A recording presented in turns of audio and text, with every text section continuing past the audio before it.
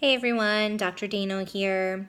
Today I wanted to give you guys some techniques that you can actually utilize to combat your anxiety.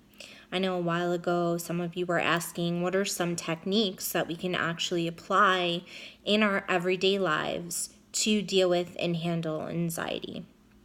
Anxiety faces each and every one of us, and it can be pretty debilitating.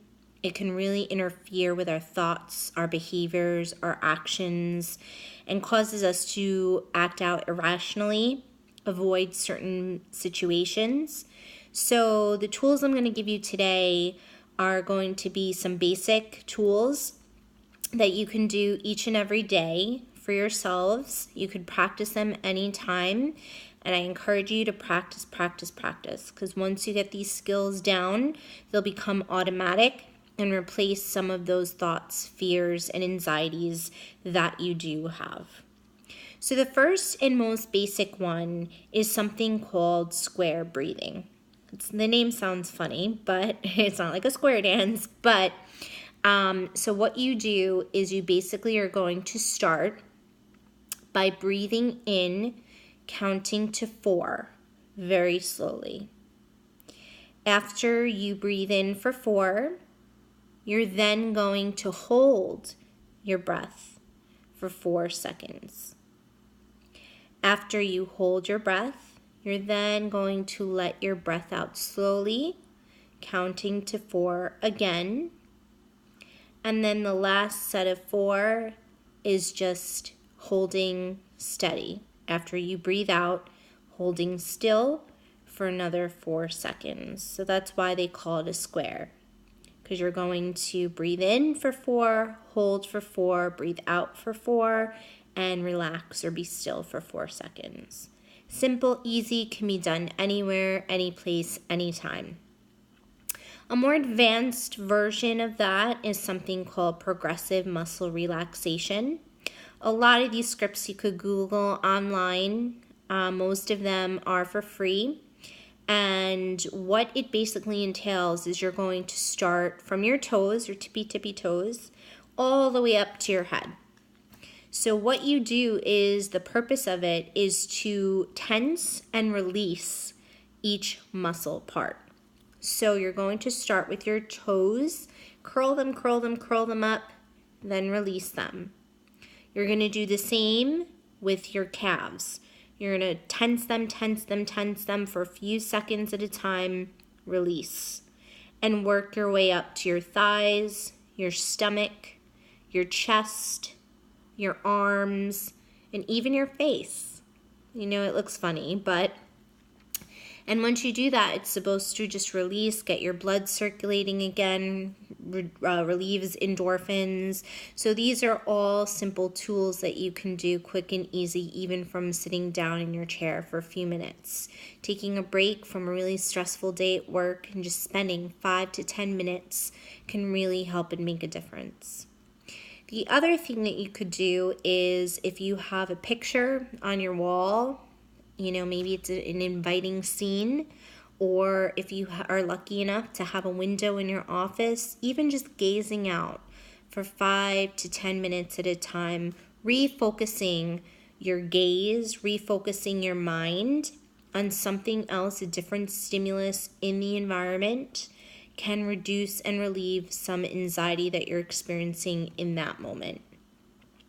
A more advanced version of this is to follow a relaxation visualization script. Again, you can YouTube these for free. There's also many apps, calming apps that they do have out there for free that you could follow along with. Or you could do it yourself. Picture some relaxing scene or somewhere that really brings you peace, joy, comfort, and happiness. Maybe it's the beach. Maybe it's spending time with loved ones that you haven't seen in a long time.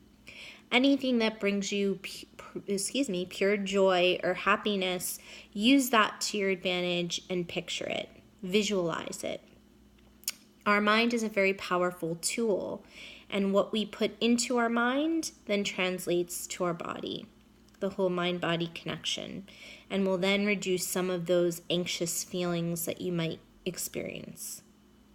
In addition to that, there's some less physical means, transitioning over to more of cognitive strategies that you can use, or strategies in your mind.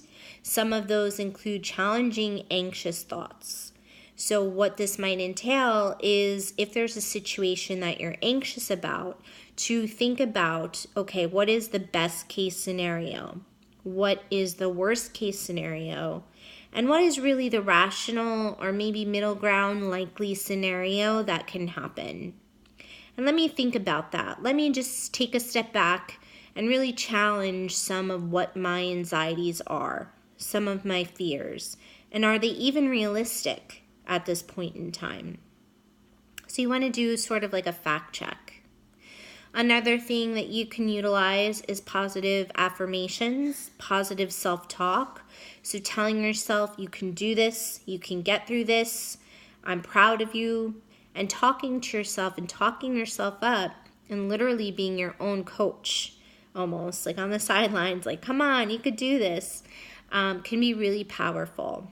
If you just psych yourself up, look in the mirror, spend 5 minutes before that huge presentation, and just say to yourself, I got this. I could do this. I've been prepping for it. I know my stuff. I'm knowledgeable. I have the skill set for it. And talk yourself up. We are very quick to negate ourselves and to have negative self-talk. So I think we need to practice more of that positive self-talk. In addition to that, we have to map out sometimes, what our behaviors say and what are the consequences of our behaviors.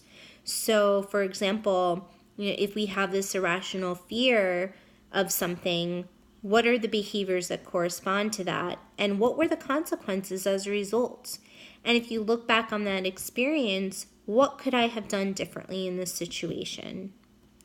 Lastly, before I talk you all to death, is talking about systematic desensitization. So in essence, what this ultimately means is, if you have a specific fear or a specific phobia, this works really well for, sometimes PTSD, is gradually exposing yourself to the cue, the trigger, the situation that causes the fear or the anxiety.